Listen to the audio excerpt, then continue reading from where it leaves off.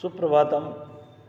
प्यारे बच्चों, आज मैं आपको क्षितिज काव्यखंड के जो तीसरा पाठ है सवैया का भावार्थ समझाने जा रहा हूँ। इससे पहले भी आपको मैंने इस पाठ की वीडियो और PDF सेंड की है, लेकिन इस बार जो आपके पास क्वेश्चन आएंगे वो MCQ यानी short question, one word answer के क्वेश्चन होंगे।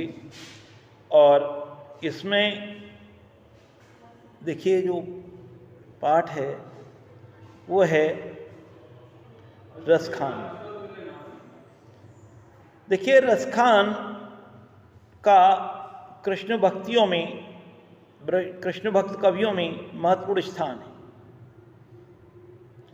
रसखान का जो वास्तविक नाम था वो सैयद इब्राहिम था, लेकिन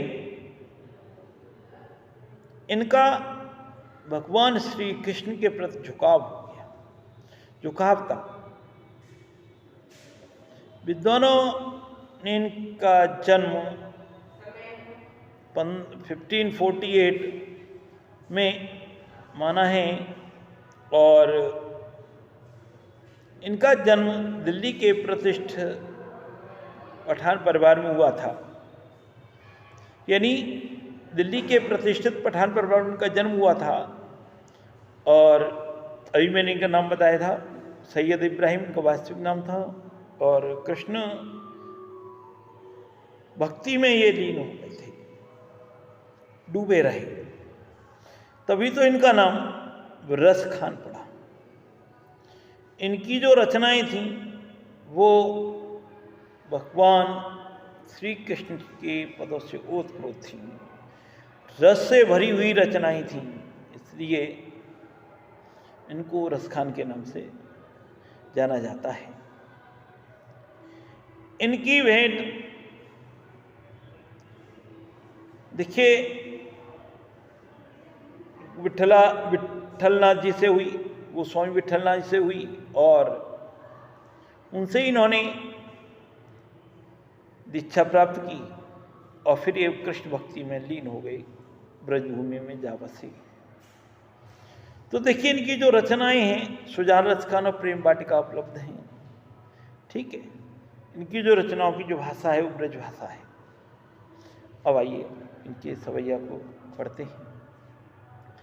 मानुष हो तो वही रसिखानी, बसो ब्रज गोकुल गाँव के ग्वारन। जो पस हो तो वह कहा बस मेरो, चरो नित्य नंद की धेनु मझारन। पाहन हो तो वही गिरि को, जो कियो हरि छत्र पुरंदर धारन। जो खग हो तो वसेरो करो मिले, कालिंदी कूल कदम्ब की डारन। मानस हो तो यानी प्रस्तुत हो सवैया में रसखान जी ने यानी अपना भगवान श्री कृष्ण के प्रति जो प्रेम है उसको दिखाते हुए कहा है, हे प्रभु, यदि मुझे फिर से यानी जन्म मिले, यानी मैं मनुष्य जन्म लूं, तो फिर यही रसखान बनूं और ब्रज के गोकुल के गांव में मेरा जन्म हो और ग्वाल वालों के बीच में मैं निवास करूं, ये मेरी इच्छा है। यानी गोकुल के गांव वालों के बीच में रहूं। और आगे कहते हैं रसखान जी, जो पशु हो तो कहा बस मेरो। अब ये मेरे बस में नहीं। यदि मैं पशु बनूं, यदि मुझे पशु के रूप में जन्म मिले, तो हे प्रभु मुझे नंद की गाय यानी गाय का जन्म मिले, जिससे मैं नंद की गायों के बीच, जिनको भगवान श्री कृष्ण नित्य रोज चराने के लिए जाते हैं, उन गायों के बीच में रहूं, उन गायों के बीच में नित्य चरा करूं, इस तरीके से मेरी इच्छा है। और रसखान जी कहते आगे, ये तो मेरी यानी बस में नहीं है। रसखान की और क्या इच्छा है? पाहन हो तो वही गिर को, पाहन कहते पत्थर, और यदि मुझे पत्थर की योनि में जन्म मिले तो मैं उसी पर्वत का पत्थर बनूं जिसको भगवान श्री कृष्ण ने इंद्र के कोप से बचने के लिए अपनी उंगली पर धारण किया था, अर्थात गोवर्धन पर्वत का पत्थर बन, जिसे भगवान श्री कृष्ण ने अपनी उंगली पर उठाया था। तो इस तरीके से। और आगे क्या कहा है? जो खग हो तो बसेरो करो, मिली कालिंदी कूल कदम्ब की डारन। यदि मुझे, खा कहते पक्षी, यदि मैं पक्षी की योनि में जन्म मिले, यदि मैं पक्षी की योनि में जन्म लूं तो मुझे यमुना के किनारे कदम की डाल पर, जिसके नीचे भगवान श्री कृष्ण नित्य रोज बंसी बजाया करते थे, उस वृक्ष का यानी कदम्ब की डाल का पक्षी बन, जिसके नीचे भगवान श्री कृष्ण खड़े होकर के बंसी बजाते हैं।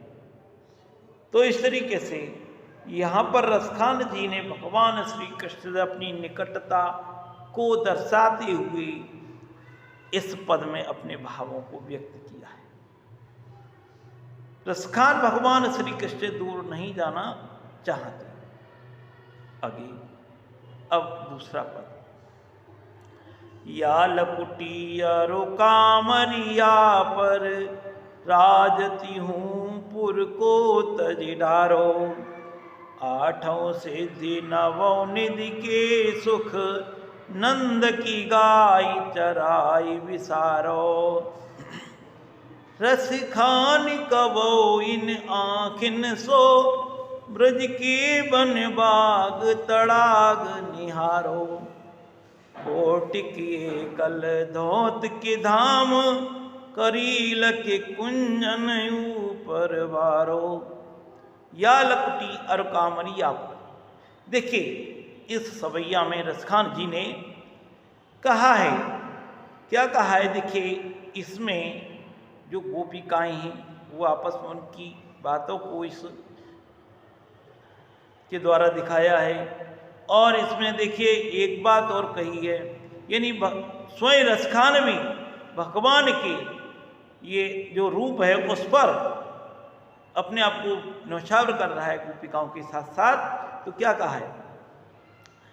या लकुटी और कामरिया पर, भगवान श्री कृष्ण लकुटी यानी लकड़ी और कामरिया कहती काला कंबल जो अपने यानी धारण किए हुए हैं, जिस पर राजती हूँ पुर को तजडारो, यानी कि भगवान श्री कृष्ण की लकुटी और कंबल पर तीनों लोगों का राज्य भी न्यौछावर कर दूं। यानी रसखान जी कहते हैं कि यदि मुझे कोई तीनों लोगों का राज्य दे तो मैं भगवान श्री कृष्ण की लकुटी और काले कंबल पर मैं तीनों लोगों का राज्य भी न्यौछावर कर दूंगा। आठों सिद्धि नवों निधि के सुख, नंद की गाय चराए विसारो। और यदि मुझे नंद की गाय चराने का अवसर मिल जाए, भगवान श्री कृष्ण को जाते चराने के लिए, यदि मुझे भगवान श्री कृष्ण के साथ नंद की गाय चराने का अवसर मिल जाए तो फिर मैं आठों सिद्धि नौ निधि यानी आठों सिद्धि नौ निधि ये भी न्यौछावर कर दूंगा। तो इस तरीके से आगे और क्या कहा है? रसखान कहो कबो इन आँखिन सो, ब्रज की बनबाग तड़ाग निहारो। रसखान जी कहते हैं कि केवल एक बार भी इन आँखों से मैं ब्रज मंडल के वन बाग तड़ाग यानी तालाब, जिन पर भगवान श्री कृष्ण अपनी गायों को पानी पिलाने ले जाते हैं, वे वन जिनमें भगवान श्री कृष्ण अपनी गायों को गाय चराते हैं, बाग तड़ाग निहारों देखने को मिल जाए निहारूंगी, देखने को मिल जाए मेरी इन आँखों से। आगे, कौटिक एकल धौत के धाम, करील के कुंजन ऊपर वारो। और रसकान जी कहते केवल एक बार भी इन आंखों से मैं ब्रजमंडल के वनभाग आदि को देख पाऊं तो करील के कुंजों पर या सोने के करोड़ों भवनों को भी न्यौछावर कर दूंगा। यानी इन करील के कुंजों पर, यानी इन वनों को करील के कुंजों के समान बताया है और कहा यदि मुझे देखने को मिल जाए तो फिर मैं करोड़ों भवनों को जो सोने के बने हुए उनको भी न्यौछावर कर दूंगा। कोटिक एकल धौत के धाम, कोटिक करोड़ों कलधौत सोने के धाम, भवन, महल, करील के जो बाग होते कुंजन के ऊपर, यानी इन पर मैं न्यौछावर कर दूंगा। ये कहा है इस सवैया में।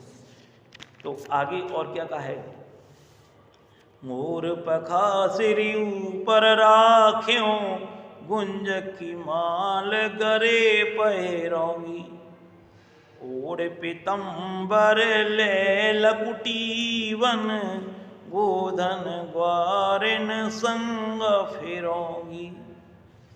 भाव तो वो ही मेरो रस खान, सो तेरे कहे सब स्वांग करोगी। या मुरली मुरलीधर की, अधरान धरी अधरान धरोगी।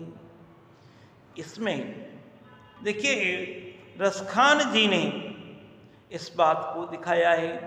जब भगवान श्री कृष्ण मथुरा को चले गए तो वहाँ की, देखिए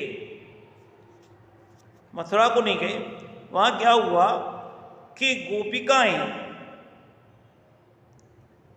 यानी वंशी जो थी उससे बहुत घृणा करती थी। मथुरा से जाने से पहले का ही प्रसंग है। तो हर समय उनके हाथ में बंसी लगी रहती थी और इस बांसुरी के कारण वो गोपिकाओं की तरफ भी नहीं देखते थे। गोपिकाएं कहती थी ये बांसुरी बड़ी, ये हमको हमारी तरफ देख नहीं देती है, कृष्ण को अपनी तरफ ही आकर्षित करती रहती है।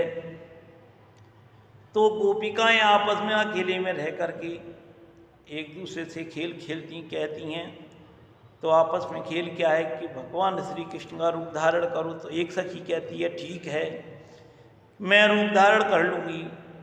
अरे एक सखी दूसरी सखी से कह रही, अरे सखी मोर पका सिर ऊपर राख्यूं, मोर कहते मोर पंख, मैं अपने सिर पर धारण कर लूँगी। जो तू कहेगी तो मैं अपने सिर पर मोर के पंख को धारण कर लूँगी। जो तू कहेगी तो मैं अपने सिर पर मोर पंख धारण कर लूँगी और गले में गुंजों की माला पहन लूँगी।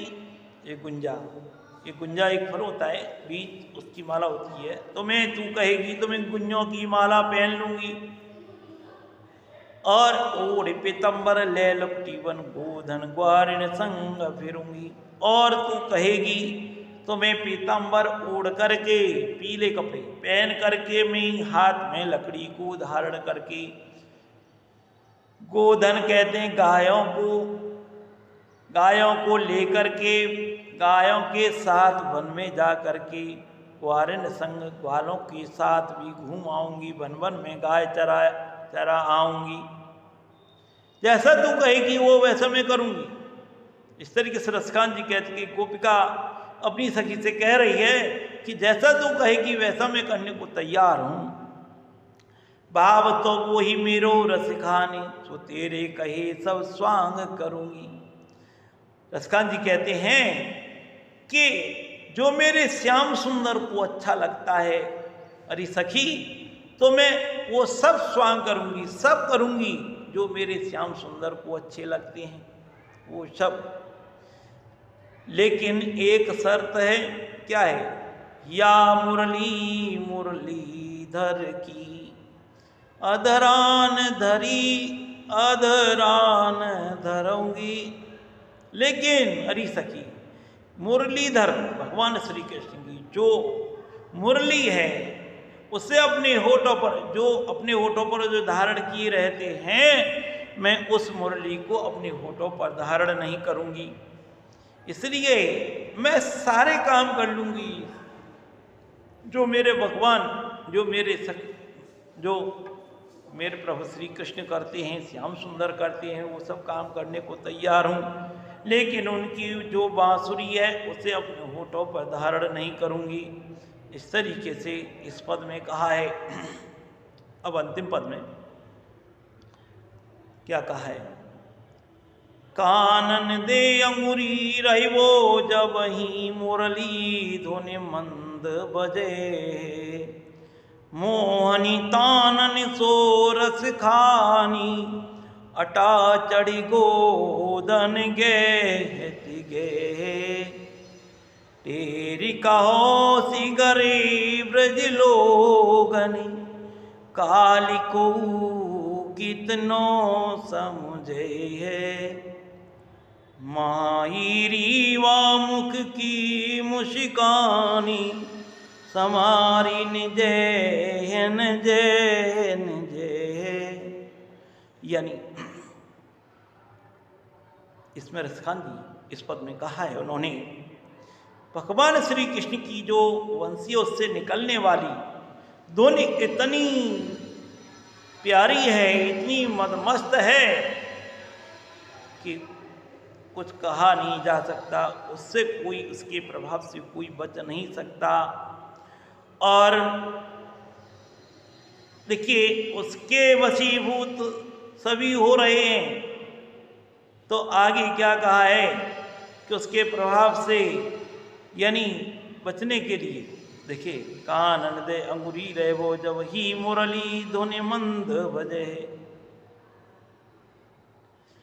यानी गोपिका कहती है कि जब भगवान श्री कृष्ण अपनी बांसुरी को बजाएंगे मीठी मीठी धुन में, तो मैं कैसे अपने कानों में अंगुली दे लूँगी, कैसे दे पाऊँगी? क्योंकि उनकी जो आवाज़ है, ध्वनि है बांसुरी की, वो मदमस्त करने वाली है, तो मैं कैसे अपने कानों में अंगुली दे सकती हूँ? मोहनी तानन सो रस खानी, अटा चढ़े गोदन गेह गेह। और जब वे अपनी मोहनी तान में गोधन के गीत गाएंगे, जब वो अपनी मोहनी तान दे दे करके जब गोधन राग होता है, गोधन राग के गीत गाएंगे, तो फिर मैं कैसे अटारी पर चढ़ करके इस राग को न सुनूंगी? यानी मुझे तो चैन नहीं पड़ेगा, मुझे तो अपने आप ही उनका ये राग अपनी ओर खींचता है, इसलिए मैं अटारी पर चढ़ करके इन्हें ये सुनूंगी, कैसे न जाऊंगी? इसलिए गोपी कहती है कि तेरी कहो सिगरे ब्रज लोगने काले को कितनो समझियो। इसलिए गोपी कहती कि बार बार मैं ब्रज के सभी लोगों से कह रही हूँ, कल जब वे यहाँ आकर के मुस्कुराएंगे तब सब कि लाख समझाने पर उनकी मुस्कुराहट का मुझे मुस्कुराना ही होगा। यानी जब वो यहाँ करके मुस्कुराएंगे तो मुझे भी मुस्कुराना होगा। अभी तो घर से बाहर हैं, अभी बंसी बजा रहे हैं, जब वो यहाँ जाएंगे तो मुझे भी मुस्कुराना होगा। फिर अर्थात भगवान श्री कृष्ण की मुस्कान से कोई भी नहीं बच सकता है। आगे कहा है, माई रीवा मुख की मुस्कानी, समारी न जय न जय। और यहाँ पर गोपी अपनी माँ से कहती है कि हे माई, भगवान श्री कृष्ण की जो मुस्कान है वो ऐसी है, उस मुस्कान का जो प्रभाव है उससे कैसे भी नहीं बचा जा सकता है। यानी कितना भी कुछ भी कर लो, ठीक है, वो उससे कोई बच ही नहीं सकता है। इसलिए फिर बाद में यानी हम अपने आप को संभाल नहीं पाएंगी। अर्थात जब भगवान श्री कृष्ण आएंगे फिर हम अपने आप को अपने बस में नहीं कर पाएंगी। इसलिए हम पहले आपको बता देते हैं। तो इस तरीके से गोपिकाओं ने अपने मन की बात को यहाँ कहा है। तो रसखान जी ने गोपी की मन की बात को इस पर सवैया के माध्यम से आपके सामने रखा है। तो आज के वीडियो में इतना ही। मैं पहले ही बता चुका हूँ, जो भी PDF आएगी आपको ध्यान से पीडीएफ को यानी जो वीडियो से देखो, जो पहले की पीडीएफ जो आपको भेजी है उनको पढ़ करके पीडीएफ में दिए गए एक एक शब्द के आंसर उत्तर लिखिएगा। तो इसी के साथ मैं वीडियो को यही विराम दे रहा हूँ। धन्यवाद।